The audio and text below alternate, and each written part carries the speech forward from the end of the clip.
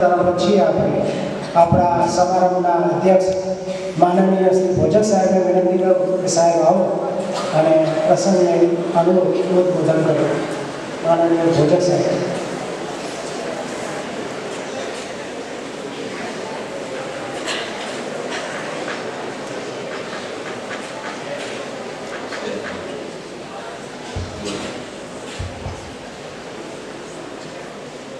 આજના જેમના માટે કાર્યક્રમ યોજાયો છે એવા નારણદાન ભાઈના કાર્યક્રમમાં ઉપસ્થિત અમારા ટ્રસ્ટના માનનીય ટ્રસ્ટીશ્રીઓ, માનનીય હનુભાભાઈ, માનનીય વિનોદભાઈ, માનનીય નવીનભાઈ, માનનીય સુરેશભાઈ, વિદ્યાલયના માનનીય આચાર્યશ્રી,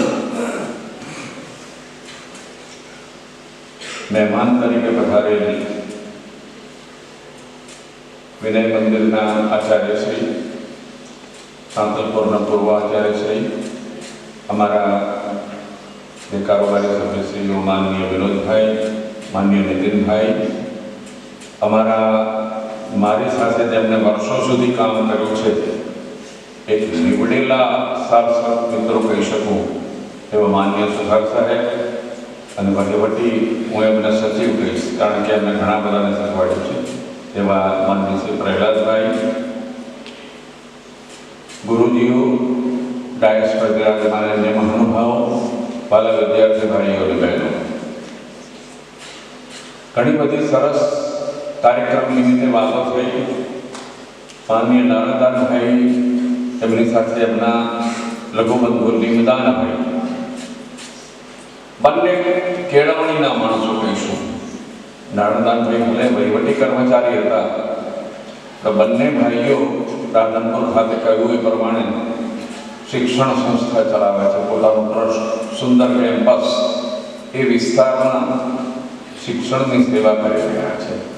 હાઈસ્કૂલ, ઉચ્ચતર માધ્યમિક વિભાગ, કોલેજ, આ બધું. એટલે સેવા એમનો એક ધર્મ છે.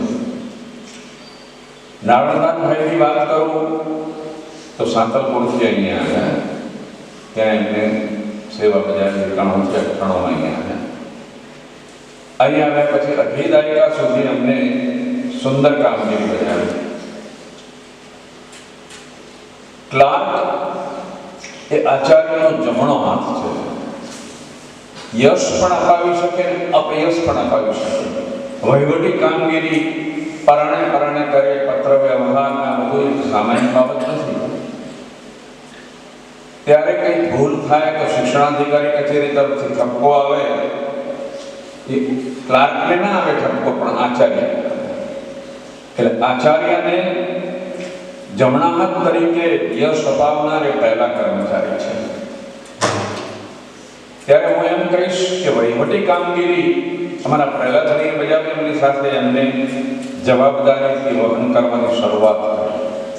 એમના શબ્દોમાં કહું તો એમની પોતે એમ કહે છે કે આ વિદ્યાલયમાં આવીને મારામાં મેં કુશળતા પ્રાપ્ત કરી છે.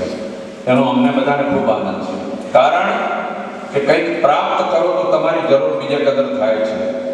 પણ એક મુદ્દો મહત્વનો છે. આવડવું એ જુદી વાત છે, તમને વહીવટી કામ એની સાથે જો નિષ્ઠા ના હોય તો પછી એ કામગીરી વ્યર્થ છે. નિષ્ઠા એની અંદર ઉમેરાય તો તમારી સફળતા છે, તમને યશ મળે છે. એ માનનીય નારણદાનભાઈમાં માત્ર વહીવટી કુશળતા નહીં, સાથે નિષ્ઠા પણ જોડાઈ. મને ખ્યાલ છે કે જેની એક આંખમાં નિષ્ઠા હોય ને બીજી આંખમાં સંવેદનશીલતા હોય તો એ જરૂરથી એની અસ્મિતાને જાળવી રાખે છે. નહીંતર પછી બધું શૂન્ય છે.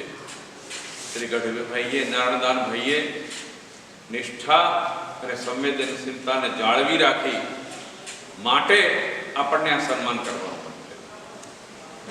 એમણે યશ મેળવ્યો છે. વિદ્યાલયની વિકાસ યાત્રા માટેની સતત ચિંતા કરી છે.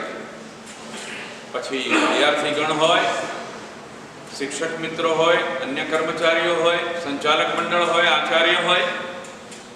કારણ કે એની સાથે તમારી વિદ્યાર્થીઓ જેમને શિષ્યવૃત્તિ ભાઈઓએ વાત કરી મુજબ કયા વિદ્યાર્થીને વધુમાં વધુ લાભ મળે અને એ પ્રમાણે આગળ આવે, એની પ્રગતિ થાય, હોશિયાર વિદ્યાર્થીને પ્રોત્સાહિત કરવા, આ બધી કામગીરી તમને યશસ્વી રીતે થઈ આવે છે.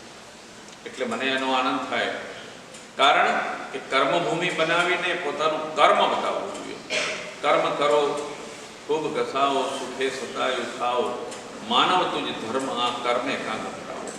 માણસ નિષ્ઠા વગર તો 11 થી 5 આવી સહી કરી જાય, જેવી તેવી કામગીરી કરીને બજાવી દે, એને હું કર્મ નથી કહેતો. નિષ્ઠા ના ભળે.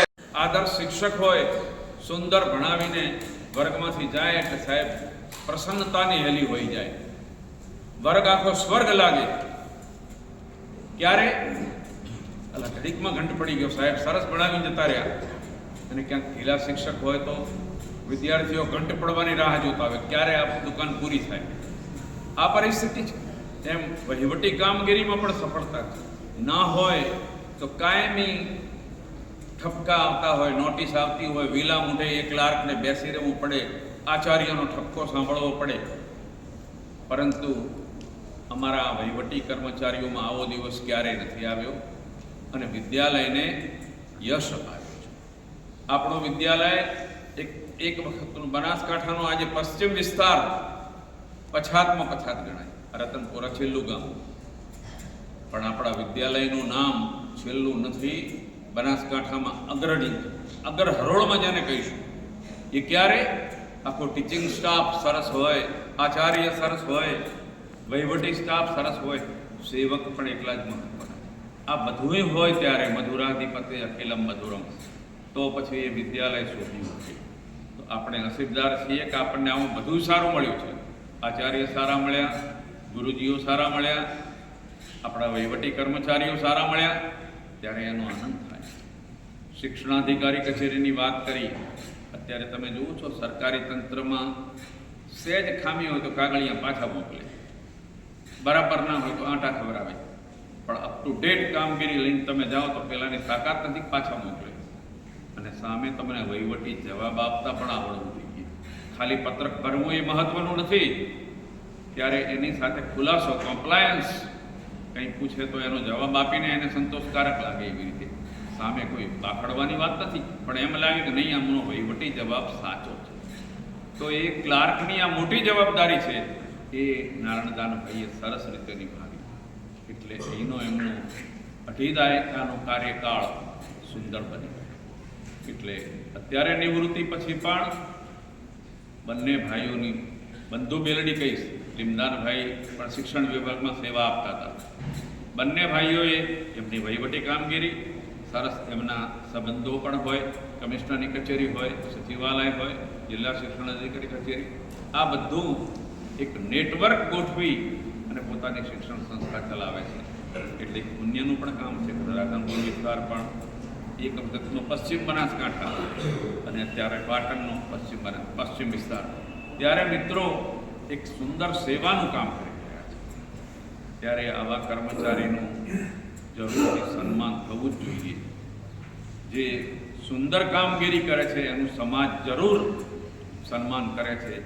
જે પોતાના વ્યવસાયને વેઠ માને, બોજો માને છે, એને સમાજ ક્યારેય સન્માન નથી કરતો. આજે આપણે એમનું સન્માન કર્યું, આપણને બધાને આનંદ થયો. તમે બધા પણ હરખાવો છો. અમારું કેળવણી મંડળ, અમારા ટ્રસ્ટીશ્રીઓ સૌ હરખાય છે.